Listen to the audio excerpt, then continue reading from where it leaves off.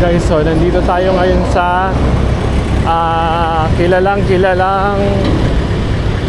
part ng Baliwag. So tatry natin tong cruise sim natin kung kumusta ang suspension. Okay, so ito sikat na sikat to sa kalagayan ngayon ng ng kalsada ngayon dito sa Baliwag Yun dito sa mismong harap ng Ultra Mega yan. So, kung napapansin ninyo, yung natin, action cam natin, umalog siya. So, yun.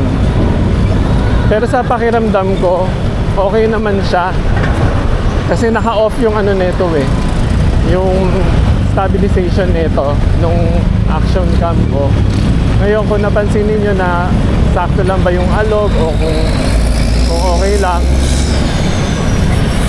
well, kayo na tumingin, kayo na mag-judge. Pero for me, ang sarap ng bounce niya. Hindi siya masakit sa katawan. Masasabi ko na masarap pa rin yung bounce. Ayos naman siya. Pero yung likuran, medyo lang, matigas I think sa pakiramdam ko. Yung likod, yung unahan maganda yung niya, maganda yung bounce sa unahan. Hindi siya rin masyadong ma-vibrate or maano sa kamay. Yung sa likod lang medyo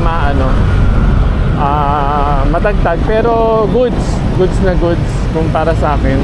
Okay naman. So yun lang. So tapos na tayo dito sa naka-survive naman tayo sa sa lubakan ng Baliwag. Ay, ito pa pala, may pahabol pa, medyo malalim to. Ayun. So sumasayad ba? Hindi naman. Di ba mababa ang ground clearance? Pero hindi naman sumasayad. Never pa akong sumayad kahit mga humps. So yun, survive na natin.